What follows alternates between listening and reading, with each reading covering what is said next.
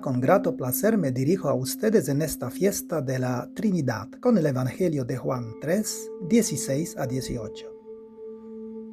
Para entender mejor estos 3 versículos, primero necesitamos ver el contexto. Así que en el capítulo anterior, Juan 2, 13 a 17, Jesús expulsa a los vendedores del templo. Con esto Jesús quiere decir que con un templo así, la religión no funciona. Sin embargo, las autoridades religiosas judías interpretaron de forma diferente lo que hizo Jesús. Lo veían como un reformador de la ley de Moisés. Por eso luego dijeron: ¿qué señal nos muestras para obrar así? Es como decir: ¿quieres ser el nuevo Moisés, pero en base a qué debemos creerte? El templo, la ley, el culto, el sacerdocio eran instituciones mediadoras, creadas con el objetivo de funcionar como el canal de comunicación con Dios. El templo era el lugar donde podías encontrarte con Dios. Cumplir la ley era tu santidad para agradar a Dios.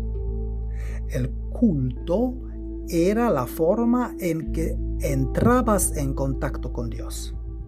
Y los sacerdotes eran los ministros que te ponían en contacto con Dios. Con Jesús todo esto cae, porque el único templo y el único santuario es Jesús, y el único culto que le agrade a Dios es el amor. Con Jesús la religión comprendida como aquello que debes hacer por Dios termina, y comienza la religión entendida como aquello que Dios hace por ti. Dios no tanto te pide que le ames, sino que recibas su amor y que lo compartas, pero no con Él, sino con tus hermanos y hermanas, así como lo dice Jesús en otro momento: que se amen los unos a los otros como yo los he amado. Sin embargo, no solo los sacerdotes, sino también los fariseos fueron quienes malinterpretaron el gesto de Jesús. Ellos se consideraban los verdaderos religiosos, la verdadera comunidad de Israel, siendo un modelo de piedad para todo el pueblo. Es por eso que le imponían tradiciones como voluntad de Dios y siempre esperando al Mesías. Entre los fariseos estaba un tal Nicodemo, uno de sus líderes. Él también esperaba la llegada del Mesías.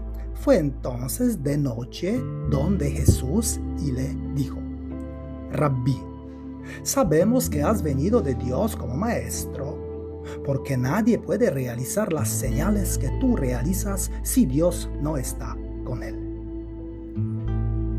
Pero entonces Jesús le brinda un discurso del cual Nicodemo no entiende nada. Nicodemo y con él todos los fariseos creían que el reino de Dios se realizaría cuando todo Israel hubiera guardado la ley. Pero Jesús le dice: Nicodemo, no es la observancia de la ley que salva, sino un nuevo nacimiento. Necesitas nacer de nuevo, necesitas nacer por amor. Y comienza un discurso donde Jesús no pone énfasis ni en la ley, ni en los mandamientos de Moisés, ni en la tradición, sino que dice: si no cambias tu vida y no te abres al Espíritu, no conocerás a Dios. La fe real no es buscar cómo cumplir las leyes, sino es un cambio de vida. Dios es un encuentro, una experiencia que entra en contacto con la vitalidad que hay en ti. Ese contacto es tan hermoso e irresistible que cambia tu vida. Dios es impactante. Cuando lo conoces, ya no eres tú mismo, tú misma. Luego Jesús le dice a Nicodemo que Dios es como el viento. Es decir, Dios pertenece a todos, nadie puede poseerlo. Una frase así fácilmente podría ofender a los fariseos, que se creían los mejores portadores de la verdad, los modelos de la santidad, rechazando a todos los que no creían en la ley ni en lo que ellos decían. Entonces, cuando Jesús dice que Dios es como el viento, choca contra ellos, porque ellos enjaulaban a Dios en sus propios conceptos, y a Dios no se puede enjaular. Y también rechazaban a todos los que no creían en Dios que ellos promovían. No obstante, parece que la Iglesia Católica también seguía estas ideas. Por ejemplo, el Concilio de Florencia en 1442 decretó diciendo: extra ecclesiam nulla salus, que quiere decir, fuera de la iglesia no hay salvación. De ese modo, nadie fuera de la Iglesia Católica, ni paganos, ni judíos, ni herejes, ni cismáticos, participarían en la vida eterna. Por tanto, la Iglesia Católica consideró durante más de 5 siglos condenar a todos los cristianos de las iglesias ortodoxas y protestantes junto con los judíos, musulmanes y creyentes de otras religiones, o sea, 3/4 partes de la humanidad. Esto es lo que hace el Dios juez. Y fue solo en 1964, con la encíclica Lumen Gentium, cuando se afirmó: Dios como Salvador quiere que todos se salven. Ahora bien, en los versículos que directamente preceden al Evangelio de hoy, Jesús cita un ejemplo bien conocido para mostrar la diferencia. En el Antiguo Testamento, Moisés, ante la plaga de serpientes venenosas que mató a muchos del pueblo, hizo una serpiente de bronce, la colocó en un poste, y si alguien era mordido por la serpiente y miraba la serpiente de bronce, permanecía vivo. Jesús dice que esa serpiente que ofrece la vida ahora es Él mismo. Solo que antes la gente tenía que mirar a la serpiente para permanecer viva físicamente. Ahora se necesita ver a Jesús y así vivir. Pero no tanto físicamente, sino sobre todo vivir una vida interior, una vida eterna. Y entonces siguen los versículos del Evangelio de hoy. Dice Jesús: porque tanto amó Dios al mundo que dio a su Hijo único, para que todo el que cree en Él no perezca, sino que tenga vida eterna.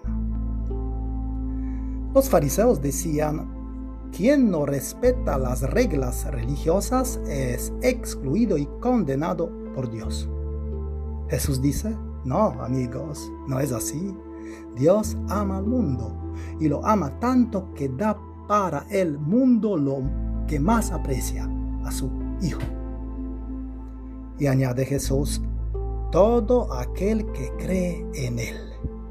No se trata del credo, sino que así como antes aquellos miraban las serpientes de bronce, permanecían vivos, así también ahora quienes viven como Jesús enseñó, permanecen vivos. Crees en Él no por miedo, sino de manera libre. Él ya no te impone nada, no estás obligado a creerle o a seguirle, es tu elección. Su amor es un regalo que se te da a ti, pero si no lo aceptas, simplemente no lo tendrás. Creer aquí es aceptar y acoger el amor de Dios. Y agrega Jesús: no perecerá, sino que tendrá vida eterna. Vida eterna nada tiene que ver con el cielo y el infierno, o con la perdición y la salvación. La vida eterna es eterna no tanto por su duración, sino por su cualidad de ser indestructible. Es decir, es una vida viva que nunca muere. Es una vida verdadera, no de mentiras. Es una vida de amor, no de resentimiento. Es una vida de alegría, no de tristeza. Es una vida de confianza, no de miedo. Dice luego Jesús, porque Dios no ha enviado a su Hijo al mundo para condenar al mundo, sino para que el mundo se salve por él. Hasta ese momento, Dios era una entidad a la que debías temer porque podría castigarte o condenarte. Porque si no fueras bueno, te mandaría al infierno. Si no le obedecieras, sufrirías. Si no fueras a la iglesia, Él se vengaría de ti. Si no le rezaras, se ofendería. Si no fueras puro, Él no te querría y no serías digno de Él. Si no le mostraras tu devoción con sacrificios, ayunos y ofrendas, no serías querido por Él y nunca sabrías si realmente te haya perdonado. Sin embargo, todas estas ideas también la gente sigue hoy. Es cuando dices, soy un pecador y debo esforzarme mucho para merecer el amor de Dios, pues nunca podré saber si Dios me perdona y si lo merezco. Depende de lo que he hecho, depende de si me arrepentí lo suficientemente. Por eso le pides, le ruegas y siempre tienes dudas. Por eso cuando Jesús llegaba y decía, Dios te perdona siempre, ni siquiera tienes que pedirle perdón, la gente quedaba desconcertada. Y lo interesante es que en los evangelios Jesús nunca invita a la gente a pedir perdón a Dios, sino a perdonarse unos a otros. De modo que si perdonas a otros, entonces recibes perdón de Dios también. O más bien sentirás dentro de ti el perdón de Dios, pues Él te perdona siempre. Piensa en el episodio del malhechor en la cruz. Estaba en la cruz por ser un asesino. Era un criminal con sangre en las manos, un bandido social, un sinvergüenza. Y aunque lo llamemos buen ladrón, nada tenía de bueno. Pero cuando le pide a Jesús, acuérdate de mí cuando entres en tu reino, Jesús le responde, hoy estarás conmigo en el paraíso. El malhechor solo le había pedido que se recordara de él. No le había pedido, perdóname, llévame contigo. Jesús, en cambio, le ofreció el paraíso. Es decir, fue recibido y llevado al cielo con Jesús. Ni siquiera tardó un cuarto de hora en el purgatorio. Así que el perdón de Dios siempre está garantizado, nunca está en deuda. El deseo profundo es suficiente. Dios es amor. Él no quiere nada de ti. Dios ya no quiere sacrificios ni ofrendas de la gente. Más bien es Él mismo quien ha venido a darte todo su amor, toda su bendición, toda la vida que tiene. Si la religión es lo que la gente hace por Dios, la fe es lo que Dios hace por la gente. La condición divina que Jesús nos trae no es otra cosa que vivir inmersos en el amor de Dios. Dios no vino a condenar al mundo, dice Jesús. Y se usa el verbo griego krino, que no tanto quiere decir condenar, sino sobre todo juzgar. El juicio era la expectativa de los fariseos. Esperaban un Mesías que vendría a juzgar el bien y el mal, lo puro e impuro, recompensar o condenar. Pero Dios no es así.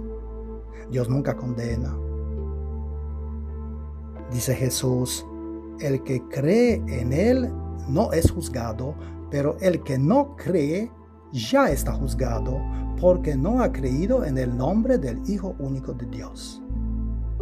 Creer en Juan es acoger la nueva propuesta de Jesús, que es una vida desbordante, abundante y plena. No creer, en cambio, es seguir viviendo en la religión de la ley, del Dios al que se debe temer. Si aceptas el don de Dios, saldrás de la mentalidad del Mesías juez de los fariseos. Dios no juzga a nadie. No vino para eso. La expresión de Jesús, el que no cree, se refiere al que sigue viviendo la antigua imagen de Dios, que causa miedo, que castiga, que rechaza, que si no haces lo bueno, no te bendecirá. Y la expresión ya está juzgado se refiere al que se juzga a sí mismo y se condena a sí mismo. Dios no juzga ni condena a nadie. Eres tú quien te condenas a ti. Si quieres vivir una vida puramente mundana, mueres por dentro, es obvio. Pero si vives una vida plena, vives por dentro, también es obvio.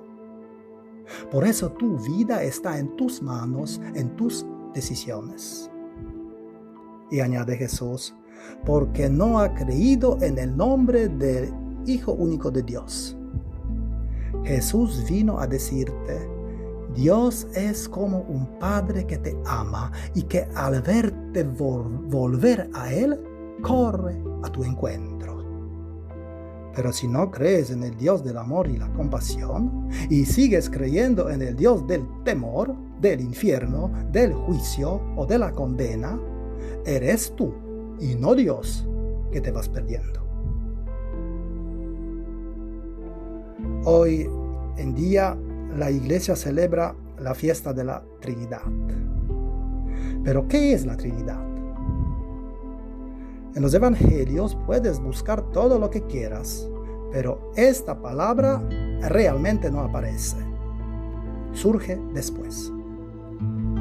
Los discípulos y los primeros seguidores de Jesús han escuchado sus palabras, sus parábolas, vieron sus milagros, su fuerza, su pasión, su verdad. Han dicho entonces, Dios está aquí, Jesús es el Hijo de Dios. Y la resurrección no es más que la confirmación de que Jesús es el Hijo de Dios. Los discípulos y las discípulas han experimentado en Jesús algo nuevo.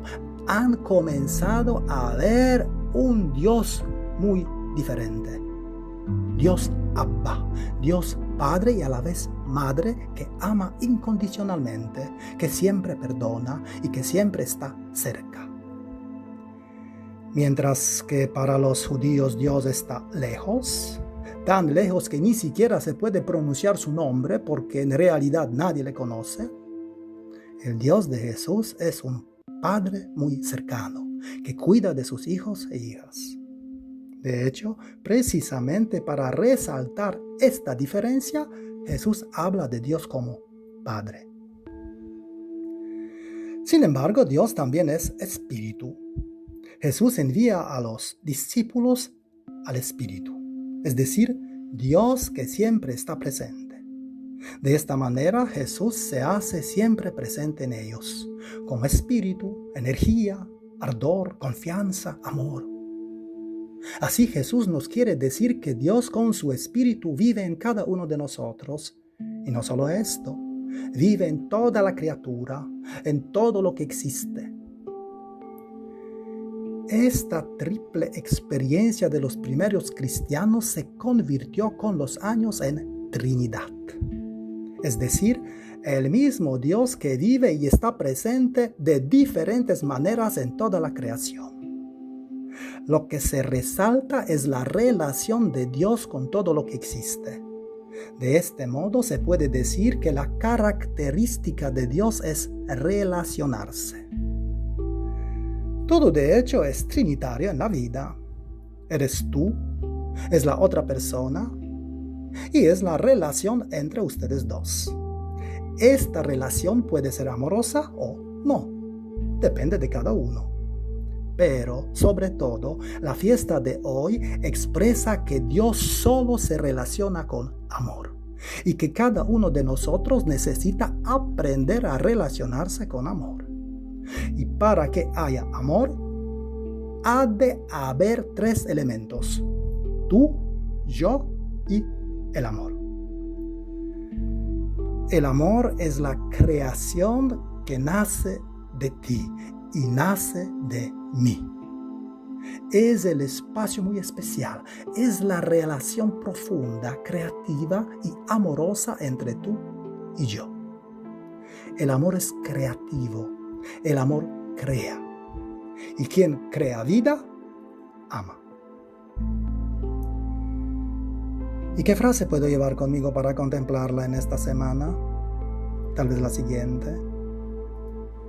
Negarse a amar por miedo de sufrir es negarse a vivir por miedo de morir.